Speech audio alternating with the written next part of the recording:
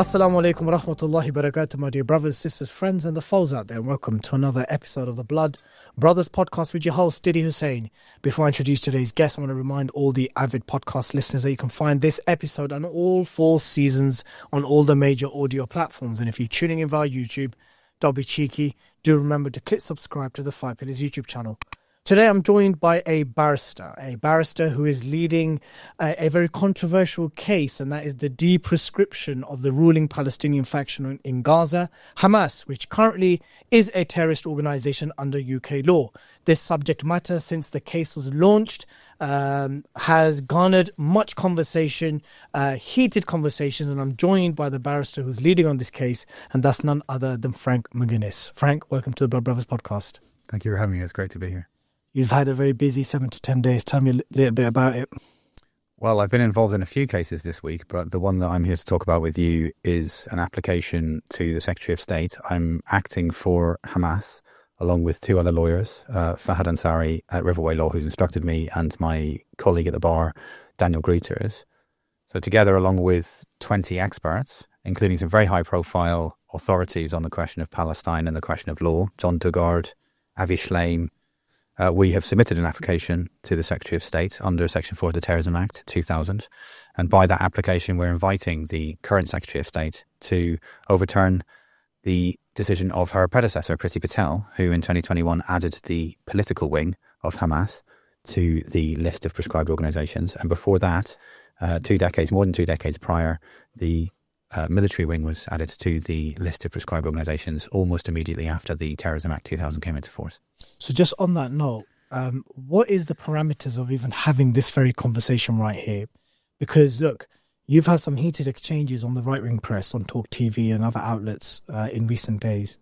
And I'll be brutally honest with you, there's just certain things that a white person can say about the same subject matter which a non-white person or a brown Muslim can't say without having further surveillance or kind of an inquisition into any type of incitement.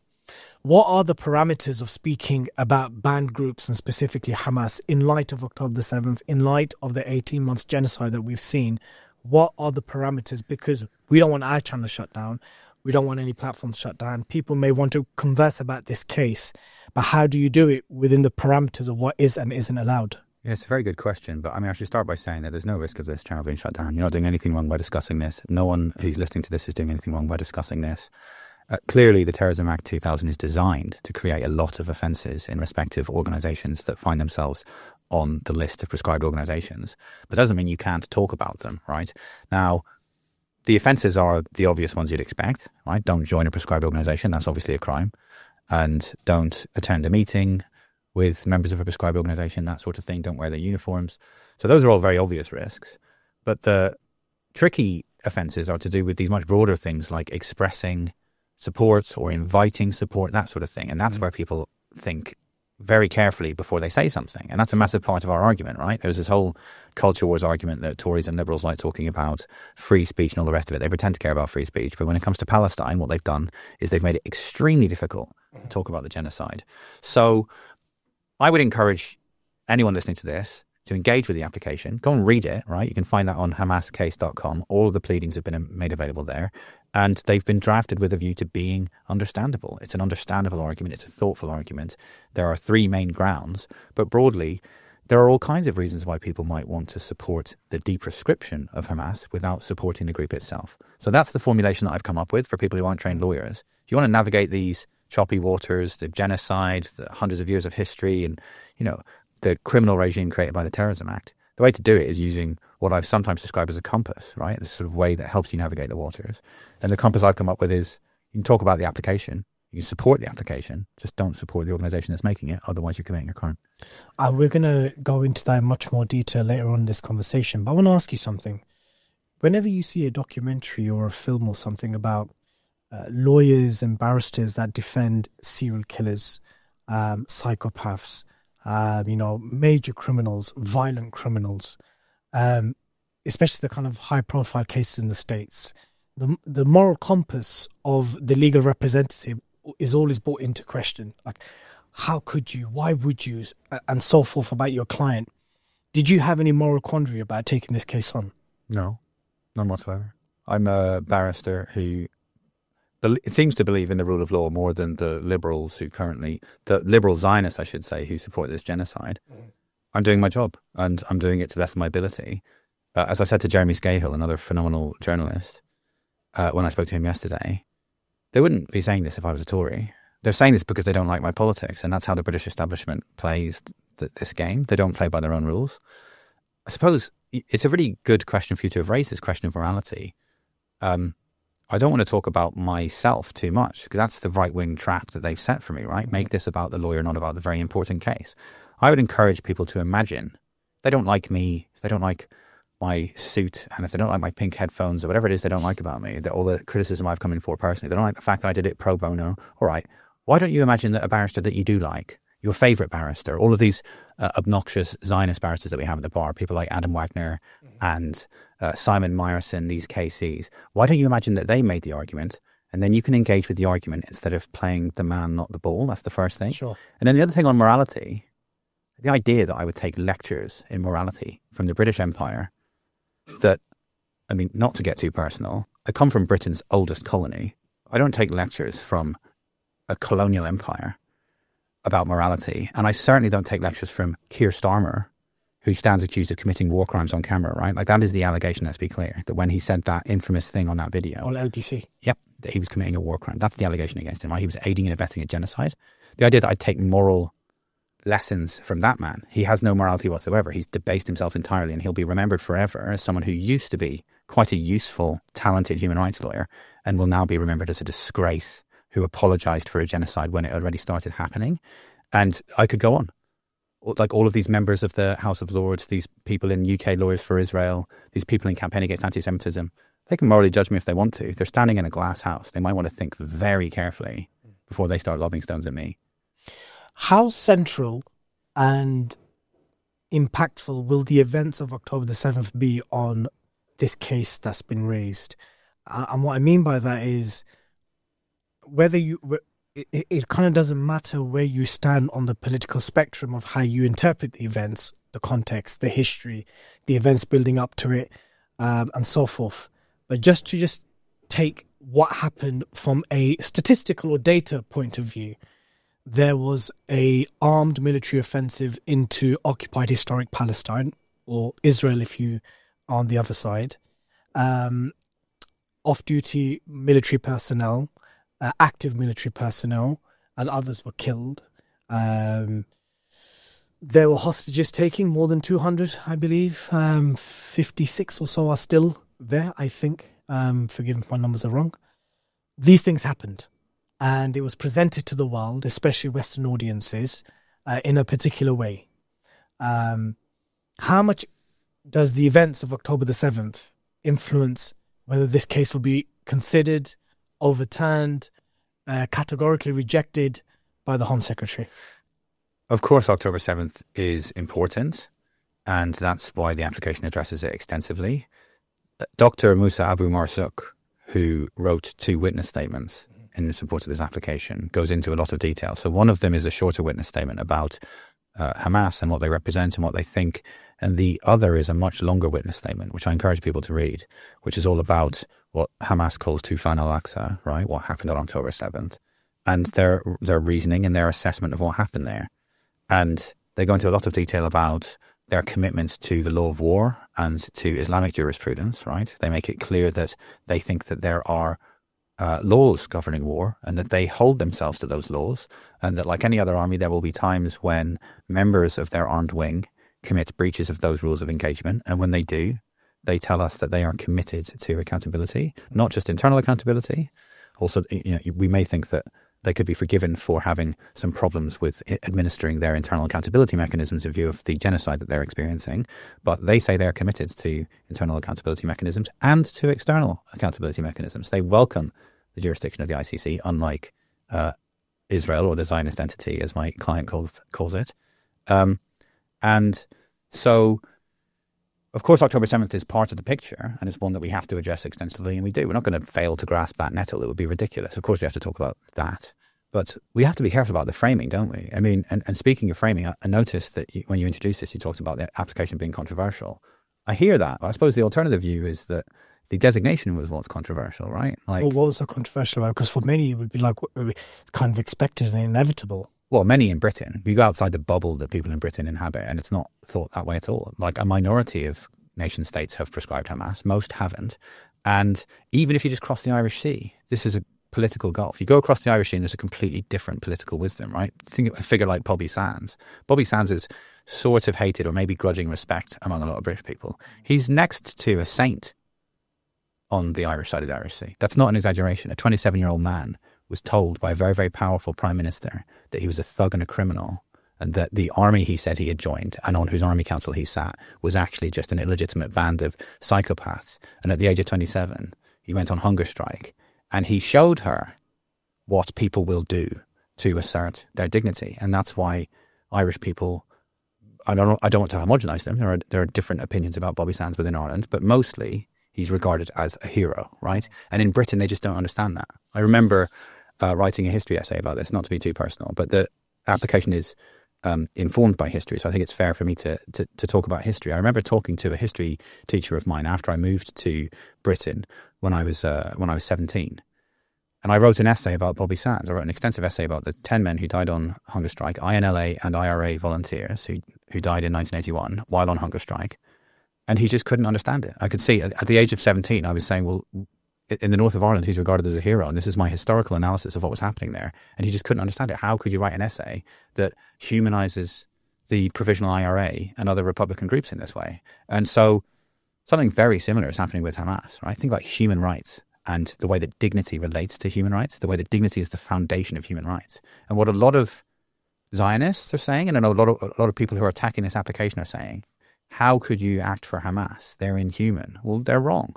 They're wrong. You must not lose sight of your enemy's humanity, those who view Hamas as an enemy, right? You have to stand in awe of someone else's humanity. So people criticizing me for taking this brief, people criticizing the application should retain sight of Hamas's humanity, even if they're extremely angry with them, even if they fundamentally oppose their politics. Humans have rights. Some humans came to me and said, can you make an application under the law? Can you do your job to the best of your ability? And that's what I'm doing, because I take human rights, I take dignity, I take legality more seriously, it would seem, than a lot of the people in the British establishment who are attacking this application. So on that note, one of the criticisms has been that this case and the entire process of it being made possible is as a result of the ECHR, the European Court of Human Rights. We've heard that a lot, at least from the right, and that is the abuses of the ECHR that allows terrorist groups like Hamas and others to raise cases, to appeal their prescription and so forth. How much of it is actually related to the legal reliance on the ECHR? Is there merit to what the critics are saying? I think that a lot of critics want to slot a complex argument into their simplistic, pre-prepared narrative. There's a very well-entrenched narrative in this country and other countries about free speech. A lot of people on the right who have very big platforms claiming that they're being cancelled because they say things that are politically controversial or whatever. So I think that's part of what's happening. People are sort of unable to parse this, and then it's a comfortable attack line for them to say, well, you couldn't have done this without the Human Rights Act, and it's just nonsense. Like, yes, we could. It's the Terrorism Act. It's not the Human Rights Act. You're just wrong. And I'm not trying to be patronising. Law is complicated. Like, law is difficult, as they say, right? But in other ways, it's common sense with bells on, right?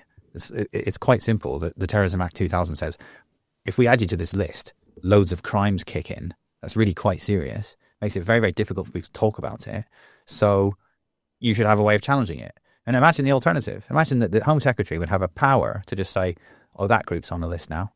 You know, a local football team, she doesn't like the chants that they're chanting. Maybe they're chanting anti-Zionist chants. And she says, oh, I think that's terrorism, so I'm going to add them to the list. And there's no way to legally challenge it. That would be a massive affront to the rule of law. So clearly, if you're going to make these sweeping, if you're going to make these decisions that have sweeping effects, then people and organisations should be allowed to challenge them. So you're saying that could happen if ever the Human Rights Act was repealed? Yeah, it doesn't depend on the Human Rights Act. And in any event, I mean, we're sort of getting into the weeds here on legal stuff, right? But broadly, do these people who talk about free speech actually care about it? And if they do, they should support this application. Because what's absolutely clear is what you just said, right? Some of the worst, most obnoxious, racist people in British society with their Zionist politics, apologising for an apartheid regime while it commits literal genocide, right? Mass murder of Palestinians because they're viewed as a racial threat. I cannot emphasise that enough, right? Because they are not Jewish, they are being murdered. That's disgusting affront to humanity. People who think it's not, people who think it's fine to do that, people who use the doubtless tragic loss of life. I really mean that. The tragic loss of life on October 7th. Any death is a tragedy, right? And it must not lose sight of the humanity of the people who were killed on that day, right? Use that tragedy to justify a numerically far greater tragedy, right? Which is ongoing as you and I speak. So I would encourage these culture war people, these people who claim to care about free speech, to think about what they're saying. Okay, you care about free speech, so we should have a dialogue about this very difficult conversation. And if you care about peace, you want to look at examples like South Africa, north of Ireland, places that have obtained a much more peaceful way of coexisting. You got to talk to people who win elections. You got to talk to my client because they won an election in 2006. And you have to fundamentally reject the logic of this ongoing genocide, which is clearly based on the idea, in part, it rests on a number of different assumptions. One of the ideas is, well, they all vote for Hamas, so they're all guilty. It's the logic of a genocide. It needs to stop. And this application is my humble contribution. Me and my colleagues have been instructed to make this contribution to the discourse by which Hamas, whatever you think of them, are rehumanized. More importantly, the Palestinian people who are facing a genocide are rehumanized when faced with the sort of explicitly genocidal, dehumanizing rhetoric that the fugitive of international law, Yoav Gallant, is quoted as having said in that ICJ judgment from January of last year. Human animals. He's wrong. They're not animals. They're humans. And if you lock millions of people into a concentration camp and tell them that you're doing it because they're not human enough, that they're racially inferior because they're not Jewish, and disregard their dignity like that for almost 2 decades as the siege of Gaza did, some of them will always find ways to reassert their dignity and their humanity. Do you not believe that asking folk, irrespective of their faith or their ideology,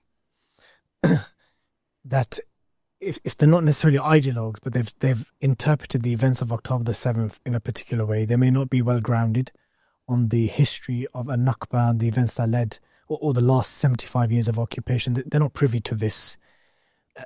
Is it not a big ask to ask people who may watch this or have seen your interviews in other platforms that ultimately you're asking for us to consider the humanization of an organization that we saw carry out what they did on October the 7th? And again, I'm stressing, we're not talking about the moral standpoint of what happened on October the 7th, right? The events that led up to it, the history, the politics, the violence, the terrorism, the besieging. We're just talking merely the events of that day. It's a big ask to be asking people to humanize Hamas, your average white non-Muslim who may not lean to the left or may not be so well read on the Palestinian issue. You're ultimately asking them to humanize Hamas, masked Muslim men that were shouting Allahu Akbar as they were shooting, killing on October the 7th. It is a big ask. Yeah. So what, on what grounds are you asking this ask? I think the one-word answer is peace. Okay. That's how you achieve peace, is you talk to people that you profoundly disagree with and you find a way to wade through your anger, their anger. You wade through the waters that separate you in that metaphor, or you cross the chasm that separates you and you find a way to discover your collective humanity. And that's why human rights becomes a buzzword. And I have my criticisms of the way that human rights are codified in the British Constitution and in other constitutions and in the European Convention on Human Rights. It has its limits. But that's what is so staggering about the Tory party and parts of the Labour Party calling for this assault on human rights. Like, what's being suggested? That humans shouldn't have rights? Like, of course they should. And so... The worst of humans? Absolutely. But that's the whole point, isn't it? Serial killers. Exactly. Murderers. They're all human. And imagine, like, what it would take for some of the suffering. I'm talking about the Jewish suffering, right? Not just Jewish suffering in the Holocaust, which is one of the most horrific things that's ever happened, right? Let's just be real about that. Millions of Jews murdered because of their race. Horrific. And the suffering that Jews experienced on October 7th. Horrific, right? Let's be real. It's a shocking thing to have happened. More than 1,000 people killed on one day. It's a lot for anyone to have to endure.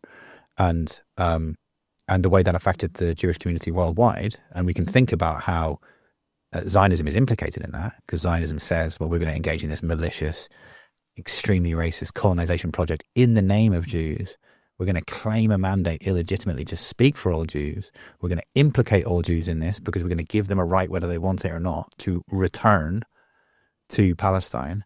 And then we're going to basically make them serve in this colonial military while it commits the most horrific crimes known to international law, right? So that there is that context. This is me cutting back against the centering of Jewish suffering, because in my opinion, we should center the suffering of the people who are experiencing a genocide, not British Jews who have feelings about October 7th, or indeed British Jews who have family who are affected or who lost loved ones. I'm not here to play some obnoxious weighing up exercise. I'm happy to talk to anyone. That's my practice, as we say at the bar. You try to look someone in the eye and say, hey man, I disagree with you on some stuff, but why don't we have a difficult conversation? Because that's how you achieve peace. And I say that as a human. I say that as someone who's studied this. I say that as someone who's spent more than a year working for free, spending hundreds of hours trying to think this through with people that are facing a genocide. I'll talk to anyone. I'll have a difficult conversation with anyone. I'll find a way to empathize with them and hopefully expand the consensus by a bit so that we can think about what it would mean to end this genocide, to end Israel, which is what I think my client wants and what I think... end Israel. Yeah, that's what my client is saying in this application. And I know that a lot of Jews will hear that and think that that's a call for some repetition of the Holocaust. It's not. It's a call for peace. It's a call for a democratic state. That is what my client suggests. They talk about Hudna, which is an Islamic truce, a long Islamic truce. That is what my client is calling for. They're calling for peace. So, of course, it's a big ask. It's a massive ask. And I will happily, with difficulty, I will sit down with anyone, a Jewish person, a Jewish Zionist who lost family in October 7th, a Jewish person who lost family in October 7th and the Holocaust. I am not afraid of how other people feel about this application. I am not afraid to have difficult conversations, to listen to extremely staunch criticism of this application. The problem is that the right-wing press, so far, has disgraced itself because it doesn't seem to be interested in having that difficult conversation. They could ask me long questions if they wanted to, saying, hey, I need some space to develop this criticism of your position. I need a minute to ask you quite a long, involved question, and then I'll be interested to hear your response. That's what I said to that fool on the Talk TV. Yeah, Talk TV, the one that went viral. Yeah, I said to him, well, at the bar, we let each other speak. Yeah. And he went, at the bar. And I was like, all right, well, I'll do it wherever you want. It's just stupid and no one's going to actually really learn all that much. I will get a word in edgeways. It's my job to, but it's not a good way to explore this difficult subject. It's really painful. Why don't you listen? And I will listen to you. Brothers and sisters and friends, I see that you're enjoying the content. How come you've not clicked subscribe to the 5 Pillars YouTube channel? And if you're watching via Rumble, how come you've not subscribed on our Rumble channel? If you like the content, you like the guests, you like what we're talking about, it's absolutely inexcusable and cheeky for you not to click subscribe. Thank you and Jazakallah khairan. So this conversation about, we've spoken about morality, we've spoken about, we're going to speak about dignity very shortly, is something that you've mentioned in previous interviews and conversations, I know. But there'll still be people struggling to understand that, were you not expecting a blowback? How did you and the firm and Fahad, Riverway Law, how did you guys think the reaction was going to be? And how has it been in the last 7 to 10 days? Has it been overwhelmingly positive, overwhelmingly negative? Has it been balanced? Did you expect a blowback? Did you expect the reaction that you did? How's it been? Again, the short answer that I've been giving to people who ask that question, which I've got a lot from friends and comrades and family over the last week, the short answer is that I've been getting a lot of hatred from people I've never met and a lot of love from people who love me. So I personally feel quite insulated from a lot of the hatred. I know that there have been some dangerous attacks on lawyers, and Robert Jenrick comes in for particular criticism. For sure. Yeah, he's disgraced himself. He should resign, in my opinion. If he doesn't resign, I think the leader of the opposition should sack him. Why? He's a solicitor. He's a member of my profession. Okay. And he has attacked colleagues. He's attacked my colleague Fahad Ansari, a Muslim indeed. man. Robert Jenrick disgraced himself by doing that. It's my understanding that a letter is about to be sent out. I don't want to preempt it, but it's my understanding that a lot of different people are going to send letters to his opposite number in the cabinet saying, you need to comment on this at least. And I'm calling on him to resign, all right? I understand that he has very strong feelings about this. So you're basing this on a thread that he posted where he attacked Fahad Ansari and brought into question his legal integrity, his professional integrity and so forth. Yes. And they should be struck off. Yes, he called for us to be struck off, all of us, and he wrote an article about it. And it's a disgrace. It's extremely dangerous. It's not just about the three of us. Myself, Dan Greeters at One Pump Court, and Fahad Ansari. It's about all lawyers. And it's as I've said. You don't have to agree with me. You don't have to agree with my politics. You don't have to agree with how I am running this case with the legal team. You don't have to agree with my client. All of that can be acknowledged, right? There will be really staunch disagreements in this extremely violent, painful conflict, right? But we should all be able to agree that a lawyer is not the same as his client. And Robert Jenrick threw that principle out the window. He did it publicly. He knew exactly what he was doing. He's put my friend, Fahad Ansari, at risk. Robert Jenrick disgraced himself. He needs to resign. Now, I appreciate that you've held that position, that very strong position, but someone can discount that by saying, even though Fahad's not here to defend himself, that he posted tweets that can be interpreted as supportive of his client. It can be an interpretation. Yeah, that's a helpful question. Or let's say you posted something in relation to the events of October the 7th or thereafter. And I did. And it can be interpreted as an alignment, at least, in the events and that of your client. How would you respond to that? Well, look, I got into this with Jeremy Scahill, but let me try and approach it from a different angle with you, and I'm grateful to you for giving me some space to respond. It's a good question. It's a critical question. But the point is that these questions and these attacks that are being levelled against me would not be levelled against me if I were a Tory, if I were a Zionist, if I were even in Reform UK, right? These very controversial UKIP, as they were previously called. People run for UKIP from the bar, right? Barristers in this country love to run for Parliament. Tony Blair was a barrister. Keir Starmer's a barrister. There's barristers all over the place in Parliament. We're extremely overrepresented in that institution. And some might think that's a bit of a problem for democracy, that this weird, Eton educated elite exercise so much power in what's supposed to be the democratic representative body of the people of Britain. But the only reason we're having this conversation is because people don't like my politics. And there are various examples. I won't dwell on them because they're quite dark. But the fact is the British establishment has a long history of doing this sort of thing. Whenever someone shows up and plays the game that they wrote the rules for, right? British Parliament literally writes the laws. And then some lawyers come along and say, all right, these are your laws. Here's my application. Here's my interpretation of your laws. Put it in front of the Secretary of State. Put it in front of the Prescribed Organisation Appeals Commission. And let's have an argument. That's law. What's the problem? The problem is that if you play that game too well, if you represent clients that are sufficiently unpopular with the British establishment while it commits a genocide against Palestinians, then they'll start breaking the rules. So that's exactly what's happening here. And think about, I think you and I discussed it briefly, and Jeremy Scahill and I got into it in detail, right? The obvious example is two things, right? First of all, if a Tory runs for Parliament from the bar, everyone knows he's a Tory. He says a bunch of stuff in his election manifesto. We know exactly what his politics are in detail. And then he loses. Goes back to the bar, represents another Tory. No one's going to say, oh, this is a massive problem, isn't it? Well, you're a Tory and we all see you representing this other person who's a Tory. Well, you must be aligning yourself with your client. You align rather too closely with this Tory, this fellow member. You're in the same party. No one would say that. It would be considered ridiculous. It's like, what? No, come on. There's loads of people in the Tory party. You're allowed to have Tory politics and be a barrister and represent another Tory. Why would this be a problem?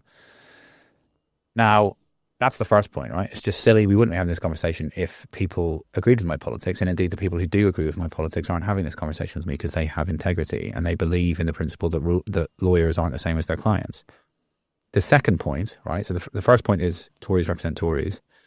The second point is to say that... So if I've understood correctly, you said that even if there is an alignment on some issues or agreement between a legal representative, a barrister or a lawyer and their client, that would not be brought into question for anyone else who's working within the framework of the establishment, Exactly. i.e.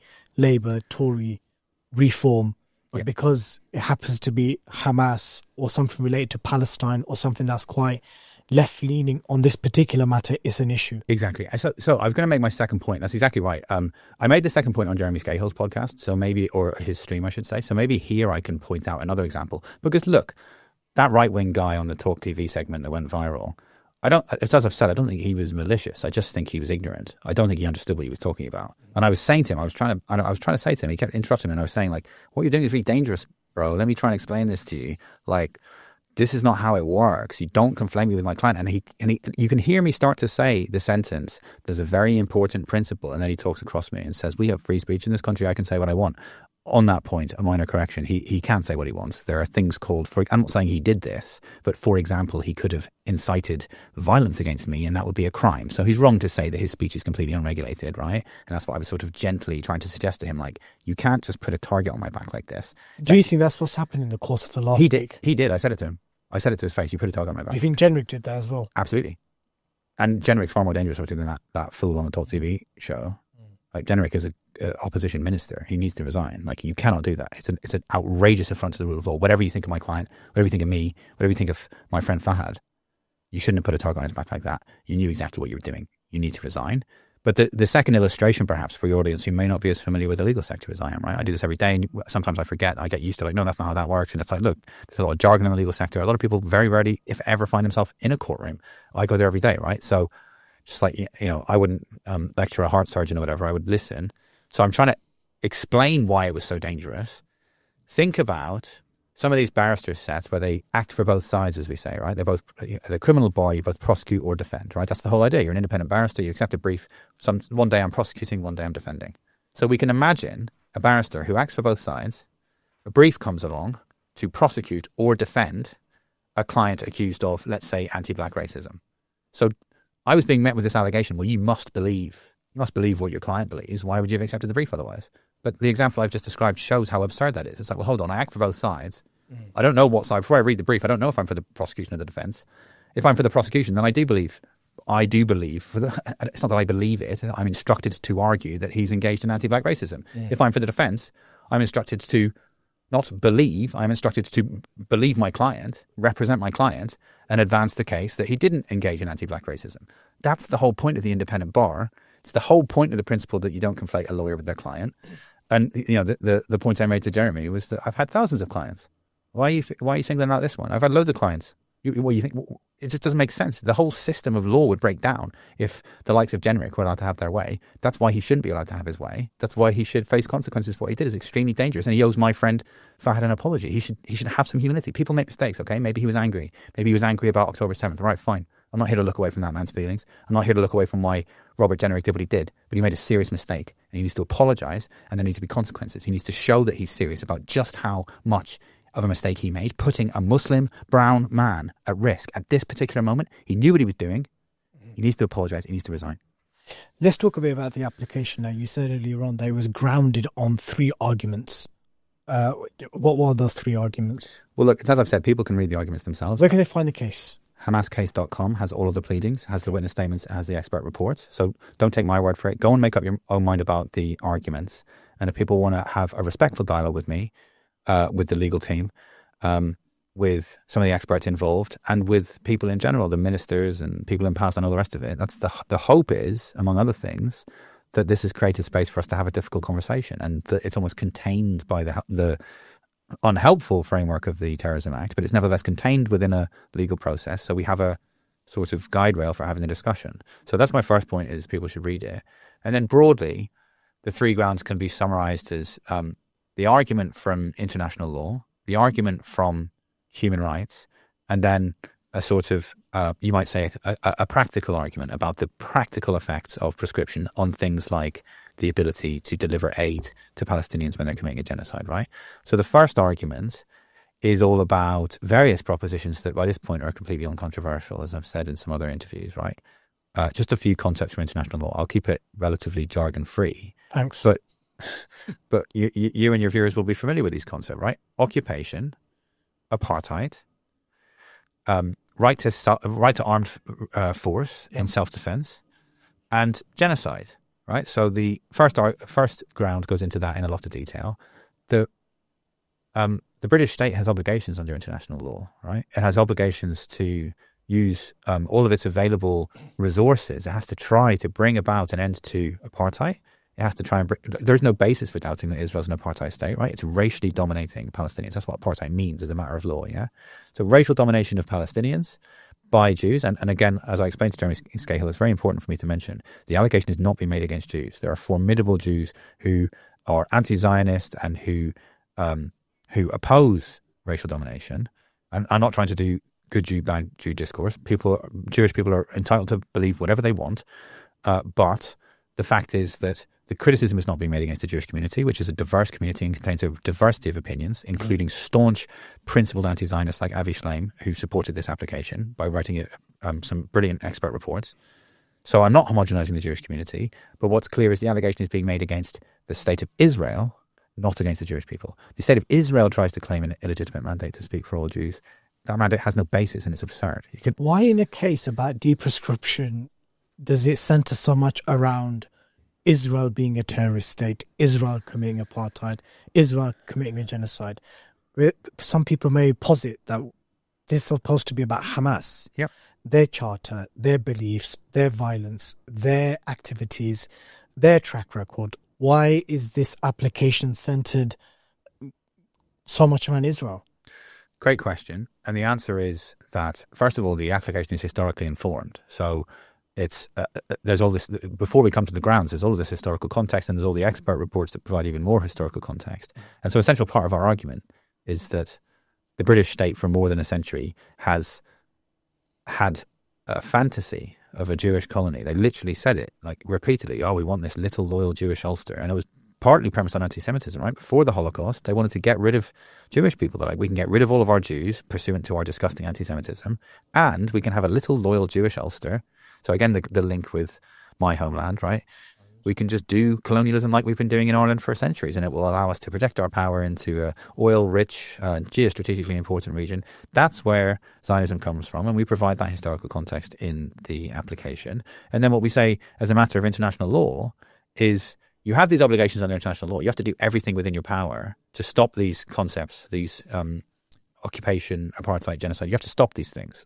It's absolutely clear that that's what Britain has to do. The genocide thing is still sort of up in the air as far as the law is concerned, because the ICJ has not settled it. Yep. But the British state today has a duty to make up its own mind about whether or not genocide is happening. And as I said to Jeremy, certainly they have to not themselves participate in a genocide, right? So that's the first part of the argument. It's like, look, you have all these obligations, British state, the British Home Secretary has obligations. And then we say part of those obligations mean you need to de-proscribe. The duty to de-proscribe comes to us from international law. That's part of the argument that's being made. You cannot understand the way in which, Israeli apartheid, occupation, all the rest of it, are actually going to come to an end without understanding Hamas's role in that process. And so part of the argument is to say Britain's in breach of its obligations under international law. The domestic prescription decision is a breach of its domestic obligations. That's the first ground. The second ground is about human rights. So as I've said, the culture warriors and the Tories who claim to care and liberals who claim to care about free speech should read that part with care. And if they do believe in free speech, they should say, you know what, don't agree with Hamas, don't agree with Frank for whatever reason, but he's not wrong. People should be allowed to talk about this. And the Terrorism Act is a full frontal assault on people's right to talk about an intractable conflict. But also arguments about the third article of Protocol 1. That's quite, the non-lawyers may not be familiar with that, but humans have a right to democratic elections. That's what the European Court of Human Rights and the Convention has made clear, right? Or this additional protocol to it. So we talk about elections and we talk about the prescription decision as a direct affront to Palestinians' ability to conduct their democratic processes. Is that in relation to the 2006 elections? It's in relation to that and the fact that there haven't been elections subsequently. You know, you can't understand that without understanding that Palestinians have been living in an open-air concentration camp because they're viewed as a racial threat. Right? And do you see how they're all interlinked, right? It's like, well, that's apartheid. You can't understand the concentration camp without understanding that Israel's an apartheid state. So if I may rewind a bit, there's one thing that you said not too long ago. You said you have to understand Hamas's role in stopping Israeli apartheid. Yep. Did I hear you correctly say that? That's right. And some would be wondering, well, ultimately what you're calling for there is armed resistance. And some, I mean, of course you clarify. No, crack on. But I'm just curious, listeners would be wondering or viewers would be wondering, hold on here, so you're talking about the duty for Britain, the British state, to de-proscribe Hamas centers around its obligations to end apartheid and genocide and occupation. Exactly. So therefore, you must deprescribe Hamas and understand its process in stopping the aforementioned. You have answered correctly, Joe. Yeah, Frank. Yeah. So again, it's a relatively complicated legal argument, but it can be stated simply in a few ways. One point that I've made a number of times in this last week is that Palestinians have a right to use armed force to resist an occupation, right? And that's what Hamas is doing, all right? That's an important part of the picture here. They're allowed to use armed force to resist their occupiers. That's absolutely uncontroversial. So that's part of the picture. But then again, it's quite a layered argument. But under which statute are they allowed to do that, or any armed? Right. I mean, it's not something that's just restricted to the Palestinians. It's to any occupied people who have been invaded or illegally occupied. People who want to understand... What statute is that? People who want to understand the international law. Yeah. But I mean, that's getting into the weeds a bit, right? That gets quite technical quite quickly. No, don't apologise. Just something that people can Google. Yeah, Google the July...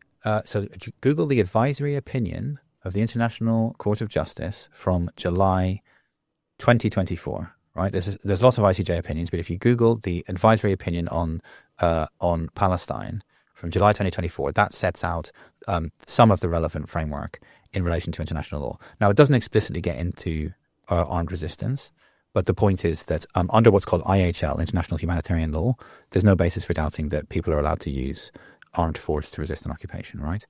When does that armed force or armed resistance, which is legally allowed under international law, when does that delve into terrorism or war crimes? So this is the point, isn't it? That they're completely different regimes. I know this is getting a bit tricky, right? So people may wish to read the application if they want to get into the weeds on this properly, because I'm conscious of trying to speak to people where they're at and not get to, not act as if I'm talking to like a high court judge or whatever, right? But it's tricky. I'm also not trying to patronize people, right? Like people are perfectly capable of understanding these arguments. It just takes a bit of thought, right? Let's think about what's happening. International humanitarian law is the law of armed conflict that governs what happens whenever states or non-states enter into a war with each other. They start shooting each other, they start bombing each other. And there's this idea that if you must go to war, can you agree to abide by certain rules? Don't do these things. That in a nutshell is IHL, right? It creates certain crimes, it creates certain kind of principles that you're supposed to observe. There's the so-called jus ad bellum and the jus in bello, which are pretentious Latinate terms for the reason for the war and then the conduct of the war, right? So there's all women, children, hospitals, journalists, the whole list of things. Exactly. Everything that Israel has breached and has perpetually breached since its existence. Exactly. Yeah. So that's international humanitarian law, and that's what we mean when we say under that body of law, Palestinians have a right to armed resistance.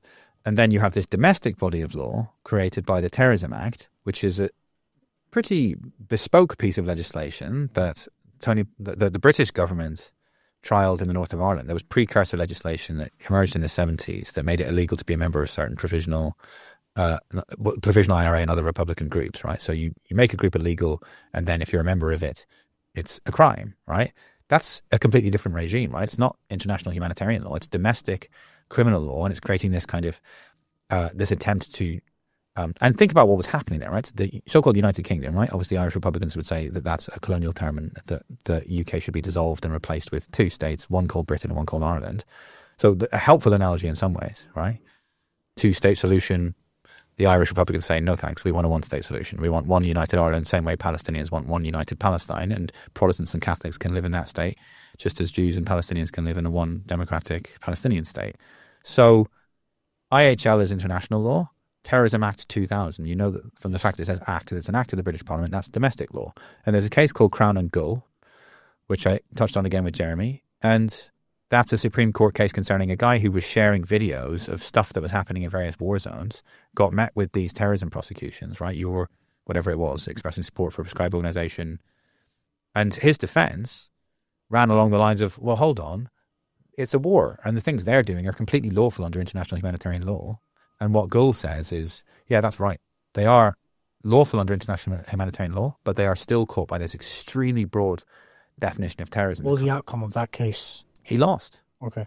So the Supreme Court basically said, well, he won on an important point. There's a paragraph in passing in the Supreme Court judgment that talks about the charge he was facing in respect to the videos he'd shared from Palestine. Mm-hmm. There's a very helpful paragraph in that judgment talking about Palestinians defending themselves and, you know, resisting Israeli atrocities or whatever. So even back then, whatever, that case was, 20 years old now or something. Or maybe it's not that old. Is it 10, 15? I forget the year. But it's I think it's 2012 actually, so maybe 13. Was it post 9/11? Absolutely. But it's all past 9/11, right? Terrorism Act 2000 is pre 9/11, but then 9/11 happens the following year, and then it goes puffed up and goes into overcharge. Yeah, and there's lots of subsequent terrorism acts. So I hope that explains things. I hope I'm not used too much jargon, but basically IHL says, yeah, you can pick up a gun and fight an occupier.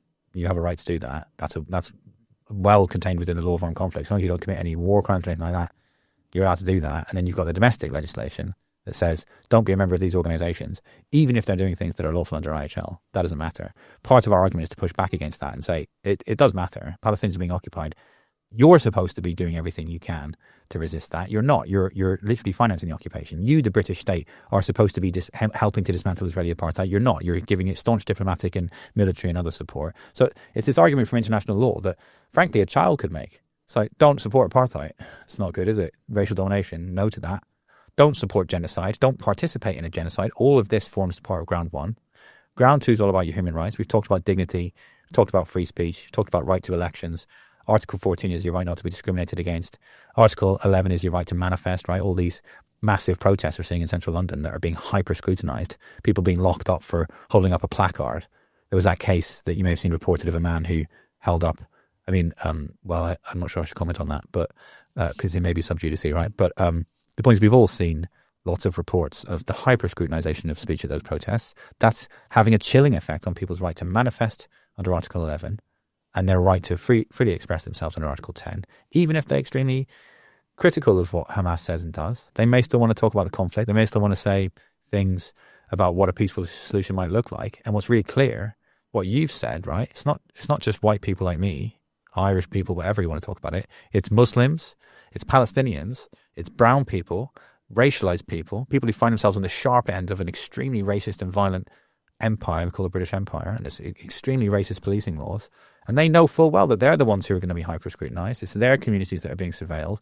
And if they put a foot wrong and cross one of these red lines that the Terrorism Act creates, that they may find themselves in prison. So they're going to self-censor and they're going to fail to talk about the fact that their government, the British government, is participating in a genocide. And the current Prime Minister, when he was leader of the opposition, said on camera what many people think is a war crime. So it's a full frontal assault. The Terrorism Act is a full frontal assault on people's right to free speech. That's ground two. Ground three is these practical sort of arguments. We talk about the political wing and the military wing.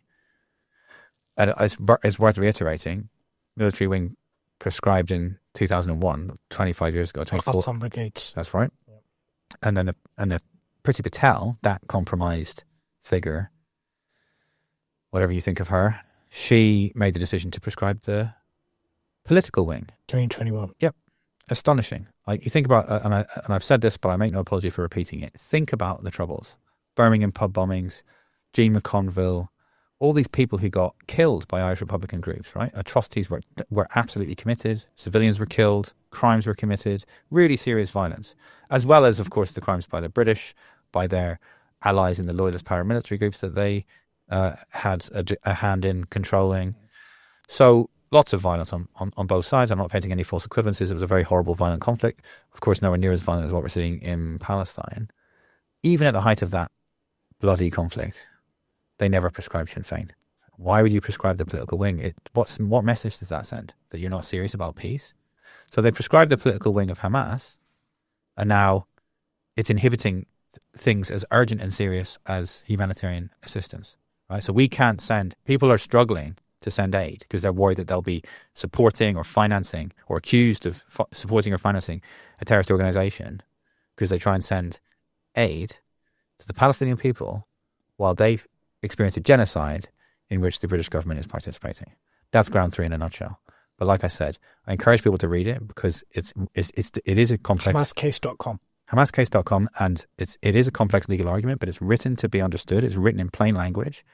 And it's all about reasserting Palestinian dignity. It's about recognizing the extent to which human rights law is premised on Palestinian dignity, that Zionism has always been premised on denying Palestinian existence, Palestinian humanity. And even if you disagree with Hamas, especially if you disagree with Hamas, go and listen to what they are saying about what peace looks like and what is going to be necessary to solve this incredibly painful and intractable conflict that we see in Palestine and bring this genocide to an end and bring about some kind of hudna, a long-term truce with a view to a permanent resolution to this incredibly painful and bloody conflict. Frank, why would the humanizing and the dignity of the Palestinians be linked to the de-proscription of Hamas? Why are those? Why have you framed it, or appear to have framed it in a way that it's one of the same, or it's interlinked or intertwined? Why is the dignity and the humanization of Palestinians as a people and as a cause linked to the de-proscription of Hamas? I'm just trying to, because earlier on you also said that to understand the kind of the end of apartheid, the end of genocide, the end of occupation, you have to understand the de-proscription of Hamas. So I'm just wondering, some people would be thinking, why have you made it one of the same thing? Now, we know that Hamas is an entirely Palestinian organization. It is not an internationalist organization that, you know, or an internationalist cause for that matter. The rank and file of Hamas, both its military and its political wing, are Palestinians from the occupied territories and Gaza. They are, irrespective of what you think of the organization, their members, their supporters are people of that land, right? But they don't necessarily represent the entirety of the Palestinian cause or the Palestinian people. So why does dignifying them as a people and a cause link to the de-proscription of Hamas? Well, look, it's as I've said, Zionism is a staggering affront to Palestinian dignity. It's not just about Hamas. It's all Palestinian people are attacked by Zionism. Zionism is the ideology that there should be a Jewish state, and the consequences of the emergence of that ideology in the form of the state of so-called Israel has been disastrous for the Palestinians. It's been a catastrophe, al-Nakba. And so we centered dignity because it's not possible to understand the application without completely reframing things, completely rejecting the Zionist framing, which is premised on a staggering affront to the very existence of Palestinians. It seeks their dissolution as a people. It's unspeakably racist. It's openly racist. So that's why we've chosen to center dignity as part of our human rights arguments, because it's the foundation on which human rights law rests. It rests on human dignity. And some of the lawyers listening to this will be thinking, normally you make an argument under Article 10, that's the obvious argument. But those paying attention, and I'm sure many lawyers are paying attention, will understand that dignity is actually a really important part of any serious approach to human rights, and certainly the level of the extent to which Palestinian human rights are being degraded does clearly raise questions of dignity. And I mentioned a case, and I'll mention it again because I think it's a really good exposition of this. I'm playing a bit fast and loose with the case law here, but it's a really important case, and I'm just trying to think out loud a bit about, you know, what does it mean to talk about Palestinian dignity in the context of a de-proscription application? Pretty in the UK is a very famous case among lawyers about a woman who had this degenerative disease and she wanted to die. She wanted to die with dignity, right? So much of dignity. What do we mean when we talk about dignity? I remember studying human rights law with Professor Conor Gearty when I was doing my master's degree at LSE, and him leading this formidable session on dignity, right, and its relationship to human rights law, and talking to me and the class about Pretty in UK, introducing me to this case for the first time. This woman who says she wants to live with dignity, and a corollary of that is she wants to die with dignity. She wants to choose the manner by which she leaves the world. And we talked in that class, I remember, all these years ago, more than 10 years ago, 25, I think. I was 25 years old. And we talked about autonomy. Autonomy is a massive part of dignity, right? We think about maybe someone who is old and incontinent, right? They can't control their body anymore. It's undignified, right? Because they don't want to, to lose control of their body in that way, to be incontinent, but their autonomous decisions aren't being respected. It's like their own body is rebelling. And as humans, we find that offensive. Like, oh, you don't want that. And your autonomous decision is not being respected. That's what we mean when we talk about dignity. And so Pretty in the UK, I think, is a staggering example of this, because it's about the right to choose how you live and how you die. And it's talking about how that is the very central to who we are, and our right to live and die how we choose is what makes us human.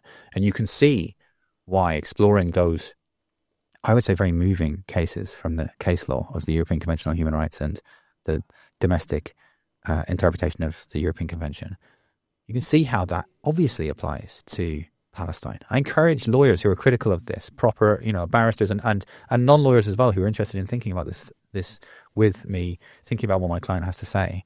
What does it mean to look at a case like Pretty in the UK and see some of the sentences that are said in that judgment, right? When treatment becomes inhuman and degrading, and then think about the way that more than 2 million people were herded into a concentration camp, told that they were the wrong race. What is it? More than 70% of them are Palestinians who fled other parts of historic Palestine because they were viewed as a racial threat. They're denied the right to return because they're told you're a racial threat. There's another case that lawyers will be interested in, East African Asians, very old authority by this point, decades old. That was to do with discrimination against East African Asians, and the British government was explicitly doing race discrimination. And that case says, that's an Article 3 case, right? That's talking about, Article 3 is your right not to be tortured and not to be subject to inhuman and degrading treatment.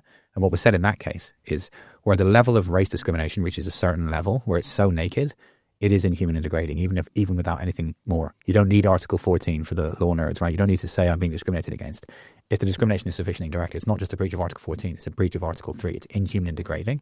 What could be more inhuman and degrading? There may be some candidates, but there's not many candidates for something more inhuman and degrading than what Zionism, that Israel has done in the name of Zionism to Palestinians, including herding them into a concentration camp where they put people because they're not Jewish. That's staggering. It's a staggering affront to Palestinian dignity. It's a staggering breach of their human rights. And that's what we're talking about in this application. That's why we talked about dignity. It's undignified. And people will always find a way to reassert their dignity. And not to be overly playful about this, I don't want to stray beyond my brief, right? But people familiar with Hegel will be familiar with what he says about master-slave dichotomy, right? It's like someone comes and dominates you. You're dehumanizing both parties to that relationship. But the person who has the real power in that relationship is the one being dominated, because they can choose to say, I refuse domination. That's what dignity is all about, right? And so I have to stay within the four corners of my brief, but I'm trying to explain an argument under Section 4 of the Terrorism Act, and I'm trying to do it in a way that's courageous, and I'm trying to administer this brief to the best of my ability. And these are the arguments we've come up with that we think the Secretary of State may find persuasive. Bringing the podcast to a close, my final question to you would be, how realistic is it that this application will be seriously considered with any real possibility or probability of the de-proscription actually happening? Or is there a wider objective to the application itself, and that is loosening the space to even have this conversation? Very good question. It's not for me to say what my client wants. Obviously, they've instructed me to make a specific application, but they have far broader strategic imperatives. I might have got some insight into those because I've had to represent them, but they're much better placed to speak about their strategy in general and in specifically with relation to the British government than I am. So I'm not here to speak for their behalf in general. I'm here to talk about an application that I drafted. So that's the first caveat. And then, lawyers are fond of offering advice on merits. And I should be careful about what I say, because the legal system rests on certain sacred cows, and I'm not here to start slaughtering sacred cows, to use that metaphor. But you go to one lawyer and say, does this case have merit? And again, we talk about politics. We're supposed to pretend that lawyers are all the same, but they're not. One lawyer looks at the case and says, well, I'm not very sympathetic to your client, and you've been beaten up by the police or whatever, but I think they probably did have reasonable grounds to arrest you, and they'll give you a negative advice on merit, and they'll say 40% prospects of success. I think you go to trial, you'll probably lose. They'd have to put a number on it, and I suppose they have to. We have to. Another barrister look at the same case and say, oh no, but they've made this really crucial specific legal error. That renders the arrest unlawful. That means you probably have this, that, the other. And they'll say, I think you probably win 60%. More likely than not, you'll win. So my point is, you're asking me about the merits of the application. And again, two barristers, three opinions. Are you optimistic? I'm very optimistic because we spent so much time thinking about it.